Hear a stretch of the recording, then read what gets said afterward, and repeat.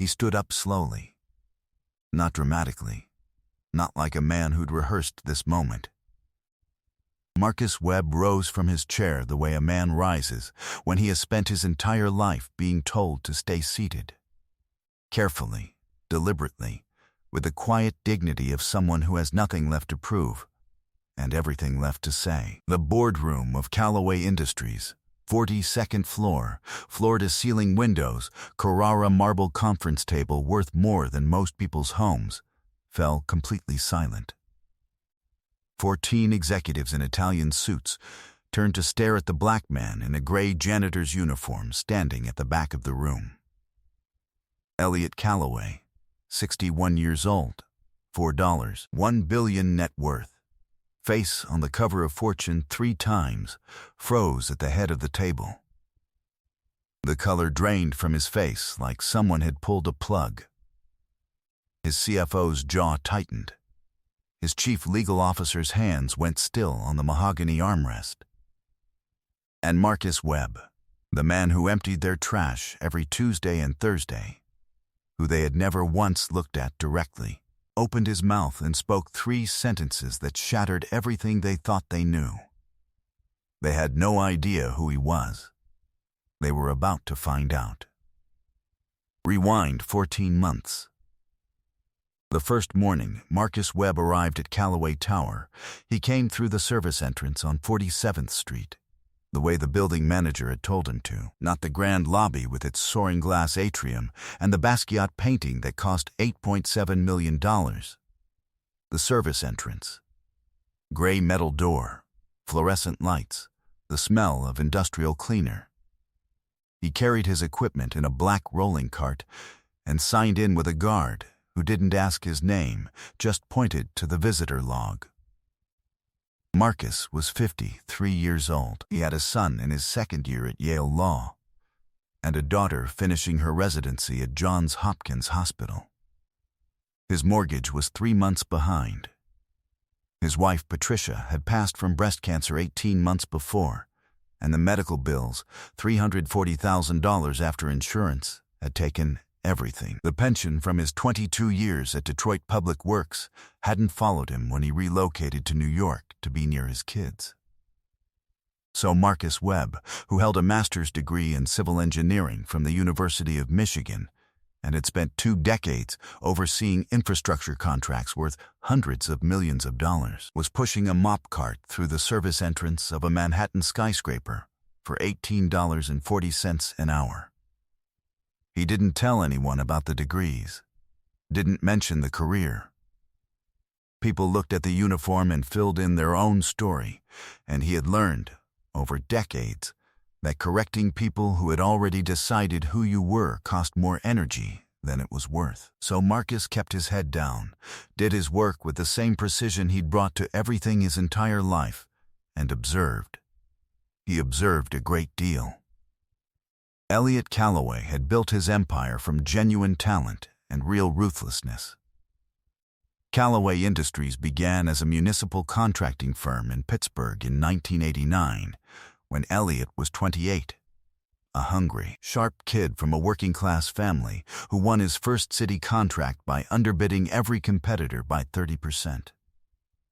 By 2001, he was doing federal infrastructure work. By 2008, when everyone else was hemorrhaging money, he was buying distressed assets for cents on the dollar. By 2015, Callaway Industries was publicly traded. $2 billion market cap. Operations in 9 states. By the time Marcus started working in his building, Elliot Callaway was worth $4.1 billion and chaired a board of 14 directors who answered to him, and only him. But grief, it turns out, does not care about your net worth. Elliot's son, Connor, had been groomed since birth to inherit the company. Yale undergrad.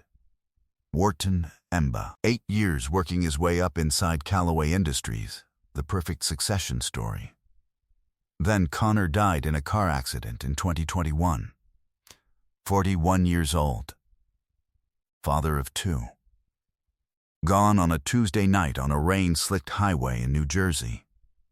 After Connor, Elliot changed. The sharpness stayed. The ruthlessness stayed. But something underneath it cracked. Some basic trust in the world and the people in it. He stopped delegating. Stopped trusting. Became obsessive about control in a way that frightened even his most loyal lieutenants. And he began slowly and then all at once making decisions that didn't add up. Marcus noticed this too. He noticed most things. Every Tuesday and Thursday morning at 7:15, Marcus arrived on the 42nd floor before the executives. He had 2 hours before the day shift began, enough time to clean the boardroom, the executive suite, and the private offices along the glass corridor. He worked quickly and quietly, the way he always had, and he listened. Not because he was nosy, because he was an engineer. Engineers solve problems, and solving problems requires understanding systems, and understanding systems requires listening to the sounds they make when something is wrong. Callaway Industries' system had been making wrong sounds for months. He first noticed it in the boardroom recycling bin. Shredded documents were supposed to go in a separate container, but twice in 3 weeks, documents had been torn by hand instead of shredded and tossed in with the regular paper. Financial summaries. Internal audit drafts. Not complete enough to read, but enough to see the column headers. Municipal contract division. Q3 revenue reconciliation, variance analysis, expected versus reported. He noted the pattern. Then he noted it again. The next Tuesday, he was finishing the executive suite when he heard voices from behind the closed door of the chief financial officer's office. Derek Holst, the CFO, was a 45-year-old man who wore custom suits and had the kind of aggressive confidence that lives in people who've never been told no. The voice with him was quieter, a woman Marcus didn't recognize. He wasn't trying to listen. He was moving equipment past the door when 3 words stopped him cold. Before the audit. He kept moving, but his mind didn't. The third incident happened on a Thursday morning when Marcus arrived to find the boardroom already unlocked. Unusual, he pushed his cart inside and found a single folder left on the conference table, a presentation deck, left there by accident or arrogance, facing upward. He didn't touch it. He didn't need to. The title page was visible from 6 feet away. Municipal Division Restructuring Proposal. Confidential. Pending board approval. Prepared by D. Holst, CFO, in consultation with 3 named board members. 3 out of 14. Marcus had spent 22 years navigating government contracting. He knew what it meant when a CFO was preparing a confidential restructuring proposal with 3 hand-picked board allies and timing it to land before an audit. He stood in that boardroom for a long moment. The Manhattan skyline glittered through the floor-to-ceiling glass, still catching the pale morning light. He thought about Patricia, who used to say that good people looking the other way is how bad things happen. He thought about his son at Yale studying the law that was supposed to prevent exactly this kind of thing. He thought about what it meant to spend your whole life in service of systems that work, roads that hold weight, bridges that don't fall, companies that serve the people whose pension money they hold. He had a decision to make. That evening, Marcus called his daughter in Baltimore. She listened to everything. When he finished, she said, "Dad, you know you can't unknow this." He did know that. He called his son next. His son, who was 3 semesters into corporate law at Yale and who had inherited his father's habit of listening more than talking, asked one question. How much? Marcus didn't know yet, but he intended to find out. What followed was 6 weeks of careful, methodical documentation that would have impressed anyone who knew what they were watching, which, in the 42nd floor of Callaway Tower, was nobody. Because no one notices the janitor. They don't notice when he photographs torn documents with his phone before deposit. They don't lower their voices when he's rolling his cart past a half-open door. They don't redirect their email correspondence when the maintenance log shows cleaning scheduled for the floor. Marcus Webb was, to the executives of Callaway Industries, invisible, and invisibility, he was learning, had certain advantages. He documented 3 things in those. First, a pattern of revenue figures in the municipal division that had been internally restated upward, not in official filings, but in presentation decks used for board meetings.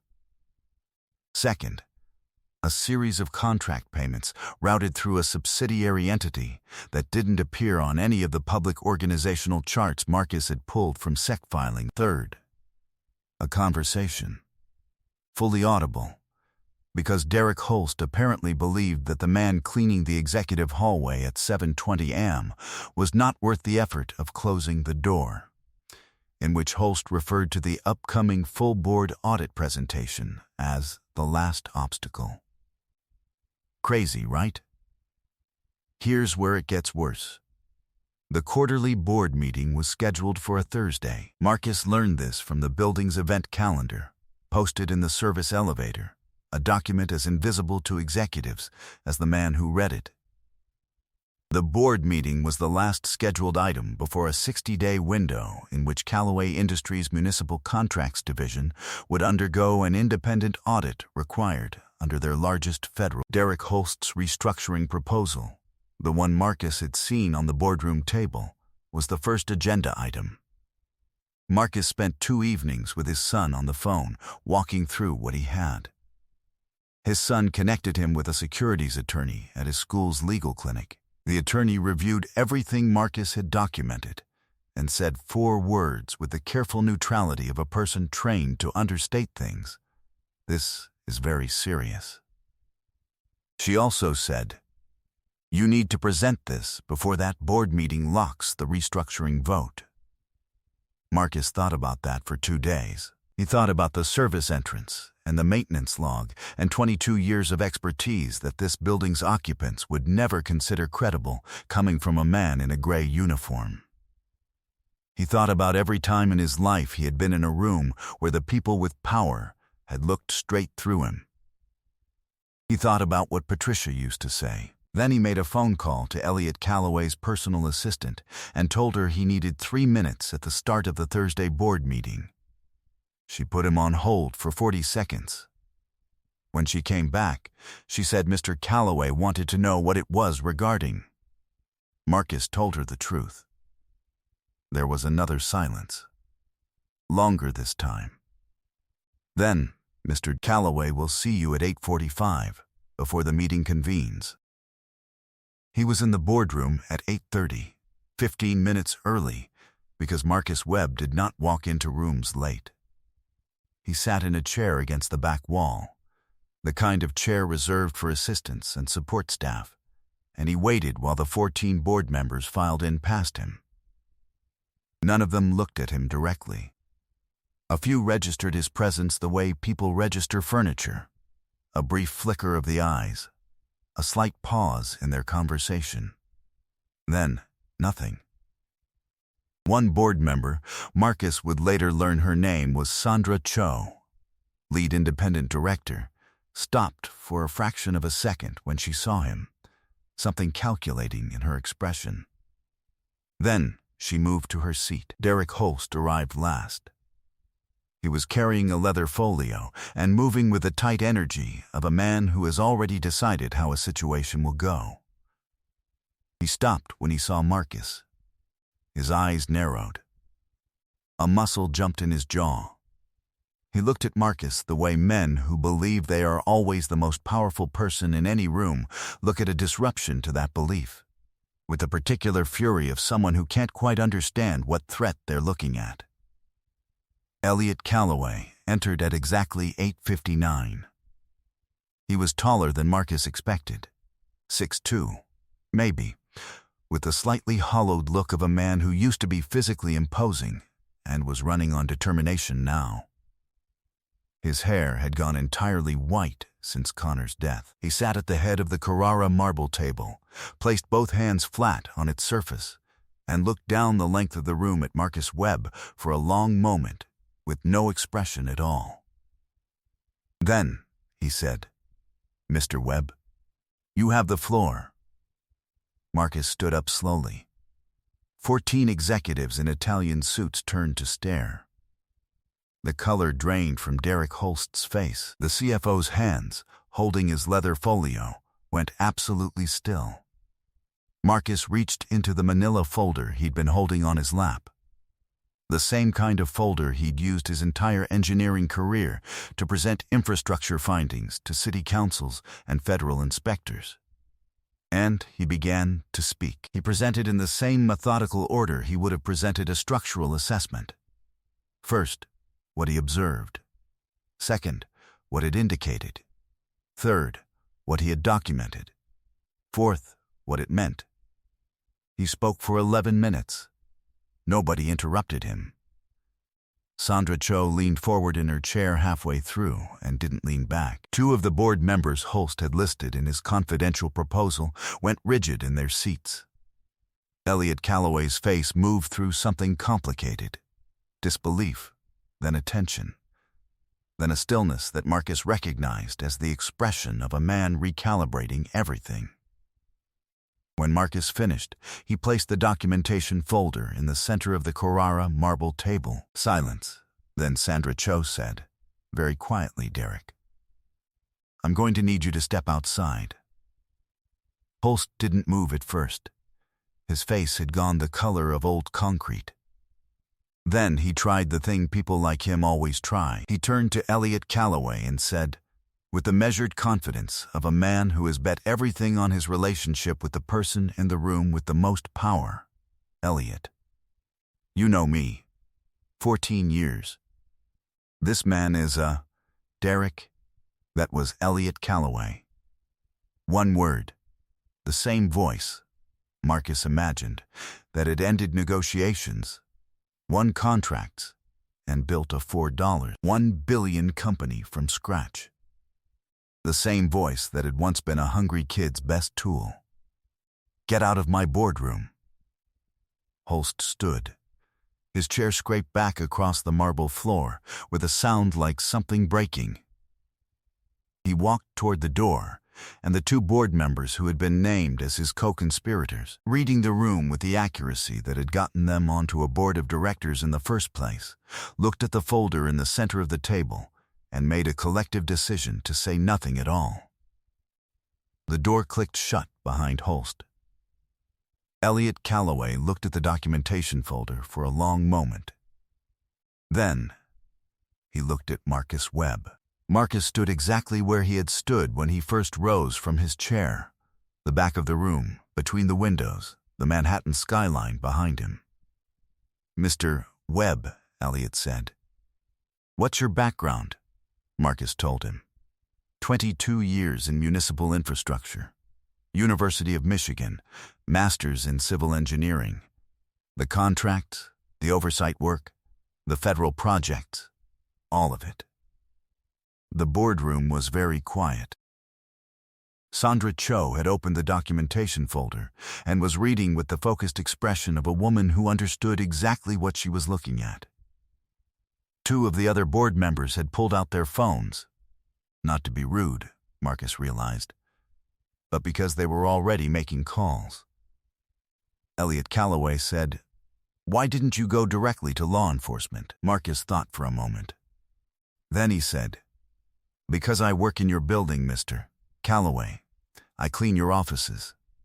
I come in through the service entrance. I don't have a business card or an Outlook calendar invite or a name badge with a title. The kind of documentation I had, a detective would have shown me the door before I finished the first sentence." He paused. "You gave me 3 minutes. I used them." Elliot Calloway was quiet for a long moment. Something moved in his face. Not quite emotion, but the closest thing to it that a man who'd spent 30 years in corporate boardrooms could still manage. He looked at the folder. He looked at Marcus. He looked at the folder again. Then he said, "We're going to need you to..." The second investigation of Callaway Industries' municipal division formally commenced 11 days later. Derek Holst was placed on administrative leave within 24 hours of the board meeting and terminated for cause 3 weeks after that. His scheme, which the investigation would ultimately detail in a 340-page findings report, had involved the deliberate misstatement of $47 million in contract revenues across a period of 18 months. Routed through a subsidiary entity he had established under a holding company in Delaware that had no operational connection to Callaway Industries in any public filing. 2 of the 3 board members named in his confidential restructuring proposal resigned. The third cooperated with investigators. The federal contract audit that Holst had been trying to preempt completed on schedule. Callaway Industries passed it. Marcus Webb continued working at the building for 3 more weeks, not because he had to, but because he was a man who finished what he started, and the floor needed cleaning regardless of what was happening on it. In the 4th week, Elliot Callaway called him directly. On his cell phone. Marcus was in his apartment in Queens, drinking coffee when the call came. He recognized the number only because his daughter had looked it up and texted it to him with a note. In case he ever calls. He will. Elliot asked Marcus if he would consider joining the company, not in a support role, in the newly created position of Chief Infrastructure Integrity Officer, a role that didn't exist yet, that the board had approved the week before, with a mandate to oversee the municipal division's contract compliance operations across all 9 states. Marcus asked for a week to think about it. He called his son and his daughter. He went to the cemetery on a Wednesday and sat for a while near Patricia's grave and told her what had happened and what was being offered and what he was thinking about doing. He accepted the offer the following Thursday. A year later, Marcus Webb arrived at Callaway Tower through the lobby. The same soaring glass atrium, the same Basquiat painting, the same doorman in tailored suits who now knew his name and used it. He took the main elevator to the 42nd floor and walked to his office. Corner office, north-facing windows, a view of the East River in the distance. His desk held a framed photo of Patricia, a University of Michigan engineering plaque, and a Yale Law School pennant his son had mailed him the day Marcus's appointment was announced in the Wall Street Journal. He sat down, opened his laptop, and began reviewing the quarterly compliance reports from the municipal division. At 9 o'clock, his assistant knocked and let herself in with his coffee. Black, no sugar. She placed it on his desk and said good morning, and Marcus said good morning back, and used her name. He always used her name. Sandra Cho, who had become board chair after the departures that followed the investigation, had asked Marcus once what had made him decide. He'd been in the role for about 2 months by then. They were in the elevator together, heading to a meeting. She'd phrased it carefully. You had everything to lose and nothing obvious to gain. Why? Marcus had thought about it for a second. Then he said, because a bridge that has a structural flaw doesn't care who finds it. It just needs to be found before it falls. Sandra Cho had nodded slowly, in the way of someone filing something away permanently. On the 42nd floor, the Carrara marble conference table was still the same. The executives were different, largely. The culture was different, measurably, trackably, different. New reporting structures, a whistleblower protection policy with actual teeth, quarterly compliance reviews that Marcus ran himself, with the same methodical precision he had brought to 2 decades of infrastructure work, and one 11-minute presentation that nobody in that room had seen coming. The service entrance on 47th Street was still there. Marcus sometimes walked past it on his way to the building, not out of sentimentality, exactly. but because he believed in knowing where things came from, knowing the full picture of a system, knowing which doors existed that most people never used. Patricia used to say that the people doing the quiet work are the ones holding everything together. She wasn't wrong. She was rarely wrong. Marcus Webb opened the first compliance file and got to work, because that's what he had always done. That's what he would always do. Some things don't change when you get an office on the 42nd floor. The things that matter